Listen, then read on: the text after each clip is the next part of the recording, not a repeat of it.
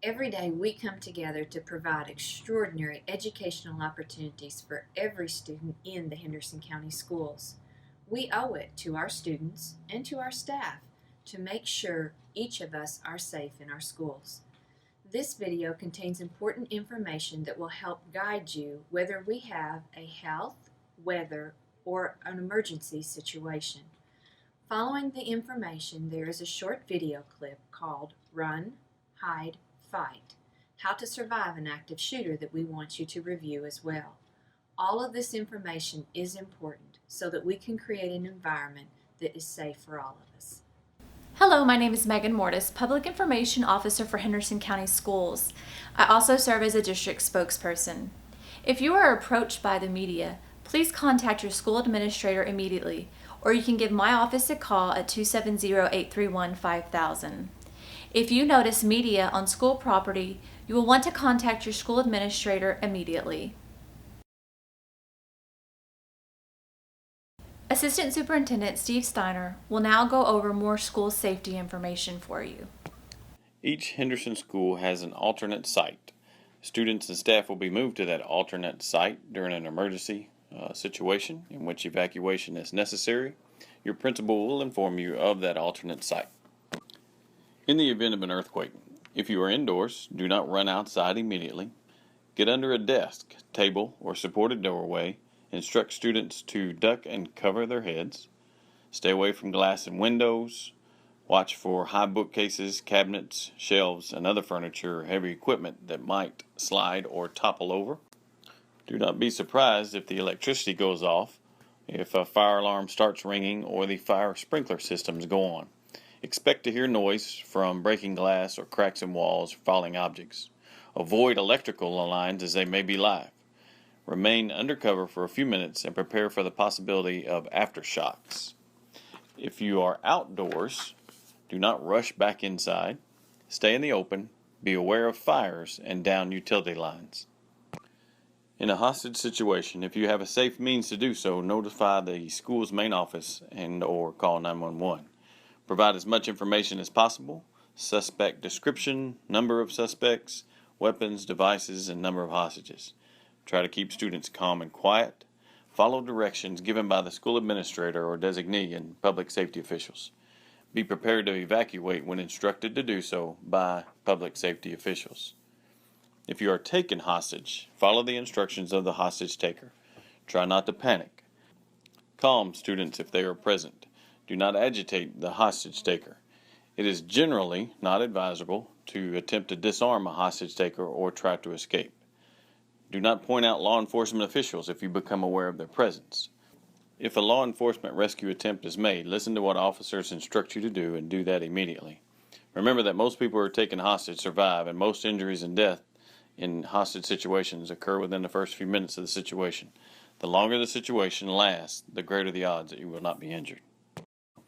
In a medical emergency, if someone becomes ill or is injured, if life-threatening, contact off-site emergency services, 911, immediately. Some incidents may be life-threatening to some: a bee sting, allergic reaction to nuts, etc. If in doubt, call 911. Notify the school's main office immediately of the injury and illness. If possible, have the following information ready: the location of the incident or the injured parties, nature of the injury, cause and severity, victim's age and name if possible, and any medical information known. Do not use the names of the injured or ill individuals over the intercom or on two-way radios. If a poison may be involved, call the Poison Center hotline, 1-800-722-5725. The school administrator or designee, school office, school nurse, first aid team member should respond to the location of the incident, communicate relative information by radio or cell phone to the office. Also, isolate and secure the incident scene, removing unaffected students from the immediate area. Remain calm and reassure students that all possible actions are being taken care of to care for the injured or ill person. Biohazard exposure precautions. If a bodily fluid spill should occur, blood, vomit, feces, saliva, or urine, the universal precautions should be in place. Universal precaution is a method of infection control in which all human blood and certain human bodily fluids are treated as if known to be infectious for HIV, HBV, and other bloodborne pathogens. Exposure occurs through contact with mucous membranes, examples eyes, nose, mouth, or broken, cut skin with contaminated blood. Always treat bodily fluids as though they are infectious. Protect everyone from coming into contact with blood and body fluids. If you are providing medical treatment, use proper personal protective equipment, example, non-latex gloves, face shield barriers, and barriers for mouth-to-mouth resuscitation. Contact the school office in the event of any body fluid exposure incident. Generally, body fluid cleanups and biohazard decontamination will be done by trained custodial staff using appropriate germicidal disinfectant. Wear disposable gloves at all times when dealing with another person's bodily fluids. Avoid getting another person's bodily fluid in your eyes, mouth, open sores, or wounds. If a bodily fluid spills on you, rinse the affected area immediately with soap and water and report the exposure to the school's main office immediately. Place contaminated fluids and cleanup materials in a plastic bag, seal the bag, and place it in a plastic-lined garbage receptacle. After removing gloves, follow good hand washing practices. The school nurse or the school's main office should be notified immediately if a student is exposed to a potential biohazard. Hazardous material spills. If a spill is outside, notify the school's main office immediately. The school office or designee will contact off-site emergency services, 911, or maintenance. Move upwind from the spill area. If you're outside, return to the building. Close all exterior windows and doors and vents and shelter in place. If the spill is inside, notify the school's main office immediately of the situation. Avoid both direct and/or indirect contact with the material spill. Move everyone to a safer location inside the building. Evacuate your area if needed. On all spills, do not try to clean up the spill unless you are trained and have the proper equipment. Check everyone for adverse medical symptoms, shortness of breath, fainting, those types of things, and request immediate medical attention if necessary. One of the more probable types of hazardous material incidents to involve a school facility in our western Kentucky area is release of anhydrous ammonia. Anhydrous ammonia is commonly used as agriculture fertilizer. The material is not dangerous when handled properly. Mild exposure to this chemical can cause irritation to the eyes, nose, and lung tissues. If a release of this product occurs near a school, it's very important that all students, faculty, and staff follow shelter-in-place procedures and minimize contact with this gas. Lockdown. Lockdown is a protective action employed to safeguard students and staff when there's an armed perpetrator approaching the campus or in the school. Lockdown is used to keep people away from a violent perpetrator while law enforcement engages the subject. Lockdown procedures may be issued in situations involving dangerous intruders or other incidents that may result in harm to persons inside the building. Parents should be advised in advance that they should not try to come into the school site if they hear the school is in lockdown. School administrators, incident commanders, or other school personnel will issue a lockdown order by announcing a warning over the PA system or sending a message to each classroom or some other alternative method. Example would be, school is now in lockdown. All students should report to the nearest classroom immediately. During a lockdown, you need to direct all students, staff, and visitors into classrooms or secure rooms, lock the doors, close blinds and cover windows, turn off lights in the classroom, move all people away from windows and doors, have all people get down on the floor, preferably on a wall out of view.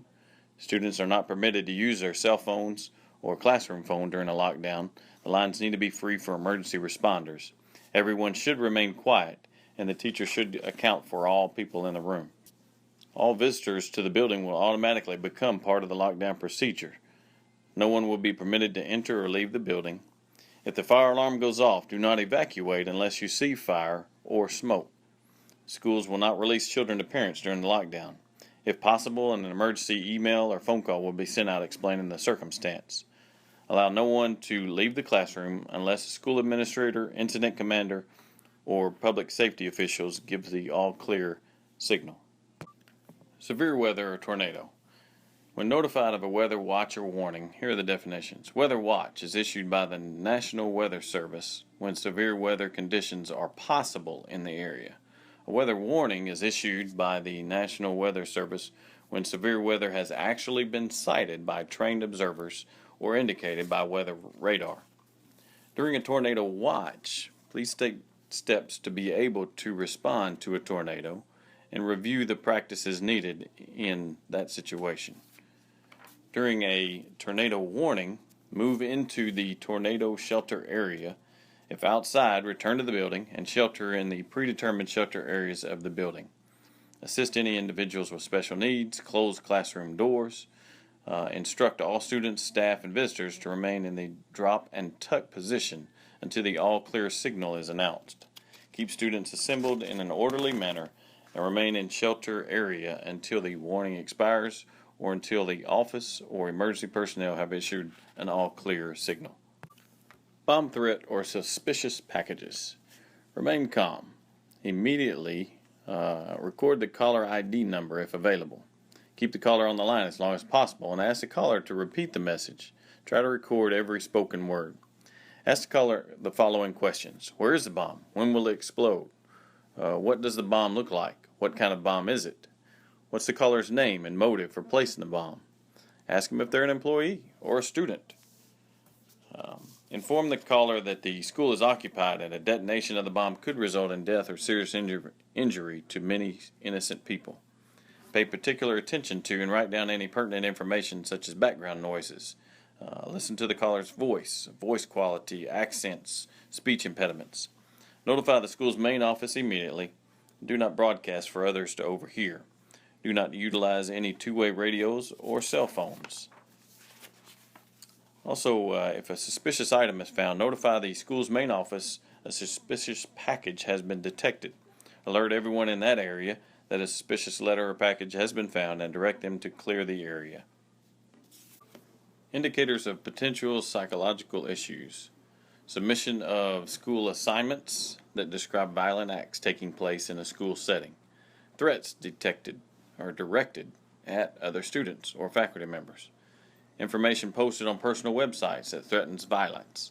Violent behavior tendencies reported through second or third parties.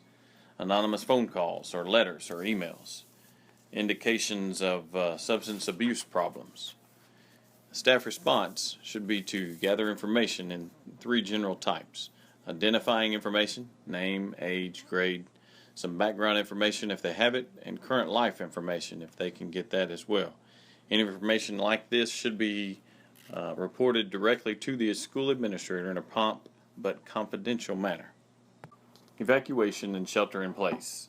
Evacuation is a protective action involving physical movement of students and staff to temporary locations outside and away from any building or structure that poses an actual or perceived safety threat.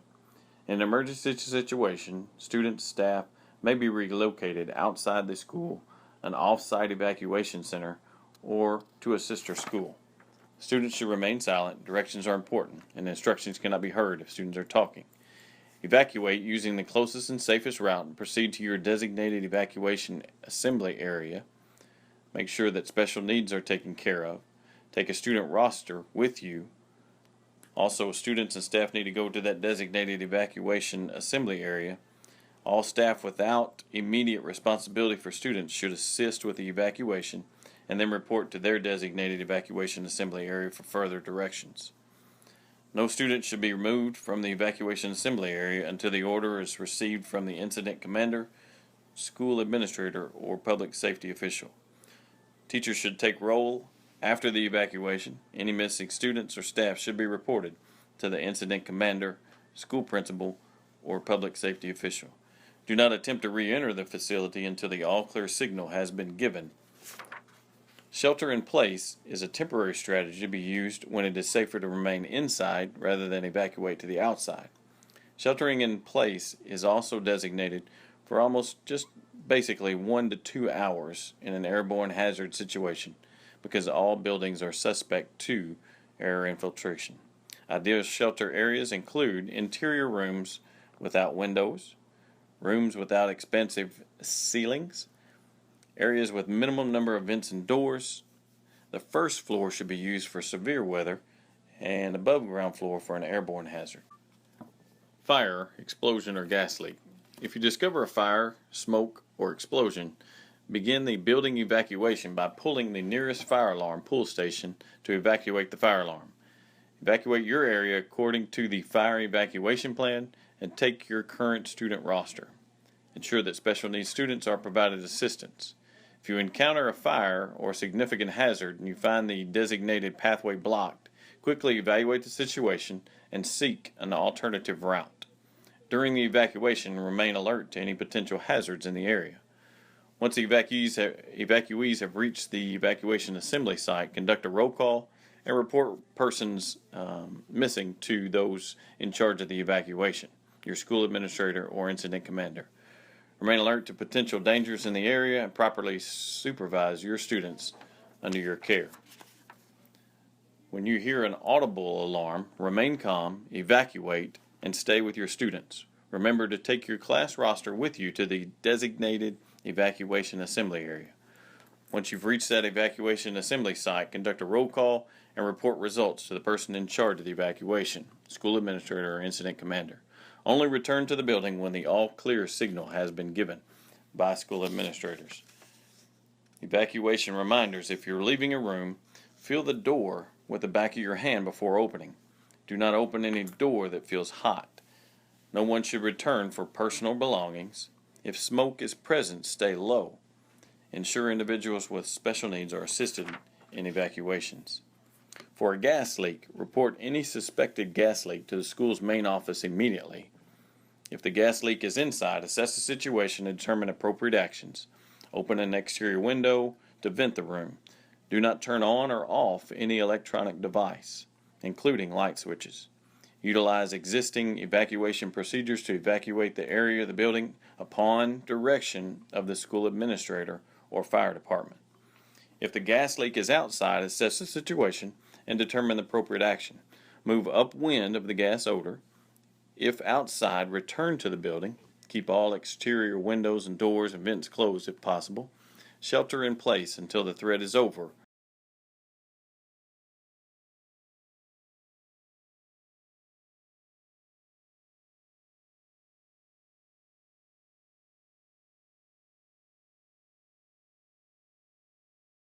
What's your emergency? There's a gunman inside the store. We need help now.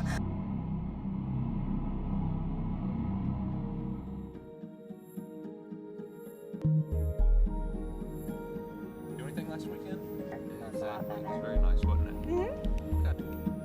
Excited about is the new system enhancement. What's going to be the solution by the time we... All right, thank you. Appreciate it. Actually think he's got an old, well, he's got a truck. I don't know if your daughter would be interested.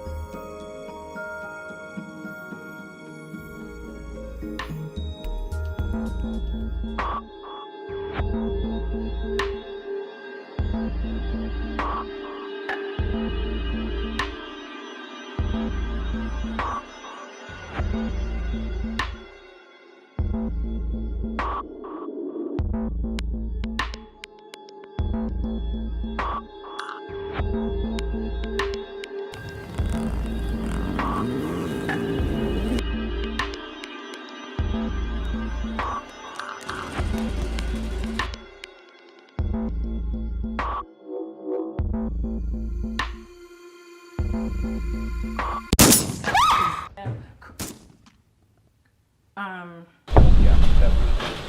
Now, she figured out what college she wants to go to.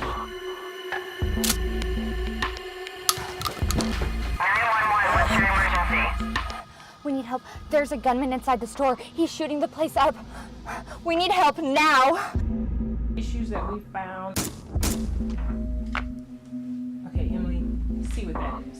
See what's going on. Just let us know what you find out.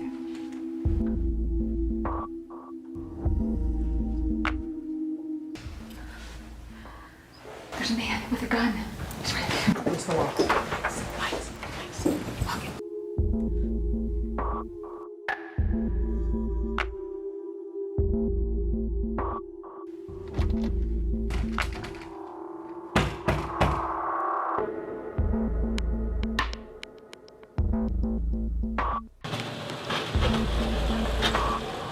By county. There you go.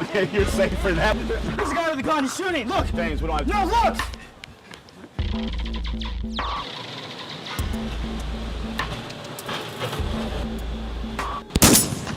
Run! Run! Run! To the right! To the right! To the loading dock! Come on, this way, this way, this way! Oh, no, come here. Yeah, in here, in here.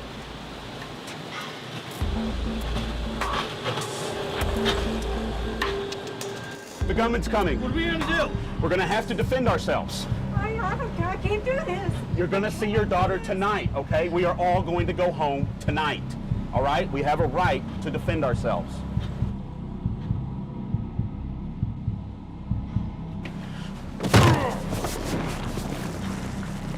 Get the gun! Get the gun! Hey!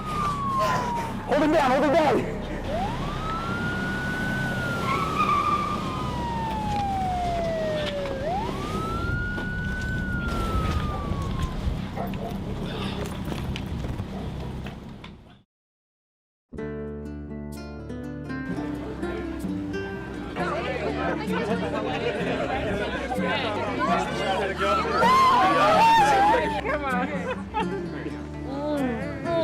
Gosh, I'm just so glad you're okay.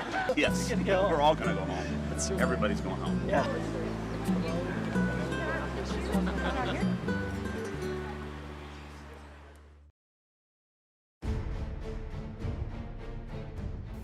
If you ever have the misfortune to be in an active shooter event, you deserve to survive. In our research, we have found that the actions that potential victims take during these events are critical to their survival. We have identified 3 options that have proven effective in many events. These are: avoid the attacker, deny the attacker access to your area, defend yourself. It is a personal decision, but you have a right to do so.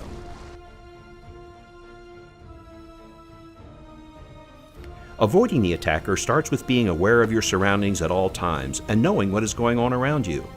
If you see or hear something that looks suspicious, take action. For example, the stalker took immediate and effective action to protect himself when he observed the shooter pulling out weapons from the bag. Others, however, hesitated, and this hesitation can cost them valuable time that they could have used to get away from the threat. If you hear something that is, or could be, gunfire, start trying to get away from it as soon as possible. Gunfire has a distinctive sound. Inside of buildings, the sound can be muffled or distorted.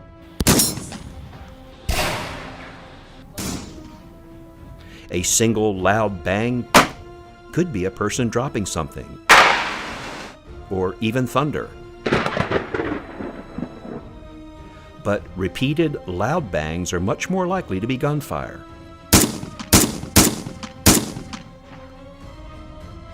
Additionally, look at the reaction of others. Are they startled or scared? Are they running? What are they saying? Any one of these events individually may create denial, but when put together should create a heightened awareness and stimulate an immediate response. It is important that you know how to get out. The situation will be chaotic and rapidly changing. In general, you will want to go to the nearest exit. But you must also understand that the closest exit may not be accessible or safe to use. If this is the case, go to a different exit. While avoiding the threat, consider the uses of cover and concealment. Cover offers protection from gunfire, while concealment minimizes your exposure to the attacker. Try to keep objects between you and the attacker.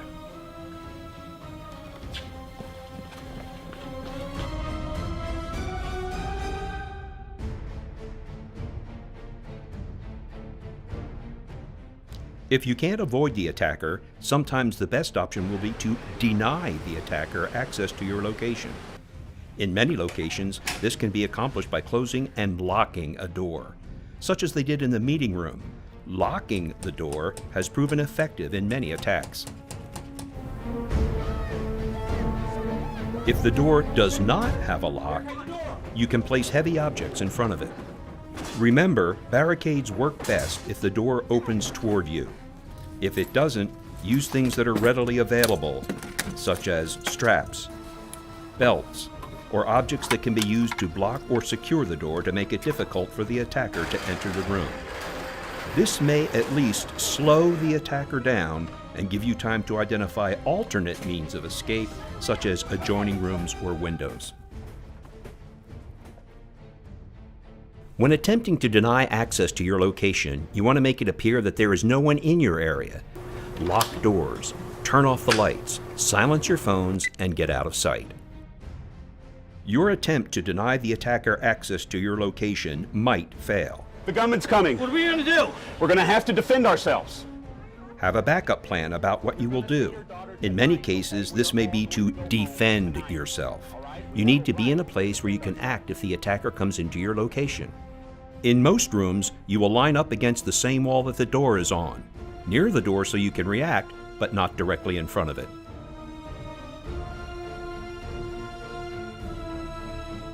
If you are unable to avoid or deny, your best option may be to defend yourself by using whatever is available.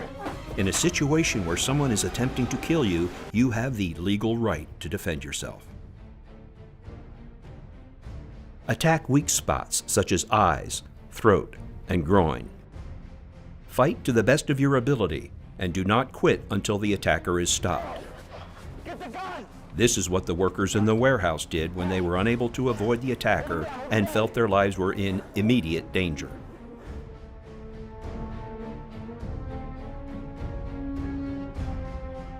Whatever option you choose, call 911 as soon as you are in a safe location. Provide any information that you know. The operator will ask you a lot of questions. If you don't know the answer, don't guess. Just say you don't know and only state the facts. This will be a complex situation, and we can't tell you what you should do in every case. What we can do is provide you with information about the options that we have found to be most effective for surviving these attacks. The ultimate choice is yours. What you do matters. Avoid the attacker. Deny access to your location. Defend yourself. Law enforcement will be entering a chaotic scene with limited information. Their first priority will be to stop the threat to your safety.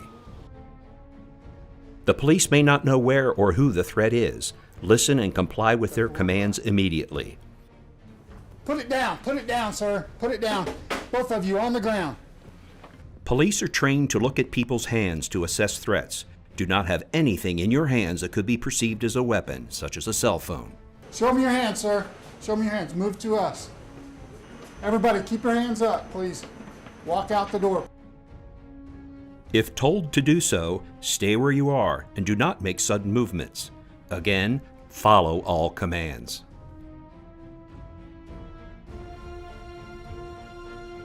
Remember, what you do matters. Avoid the attacker. Deny access to your location. Defend yourself. Remember, ADD. You can survive.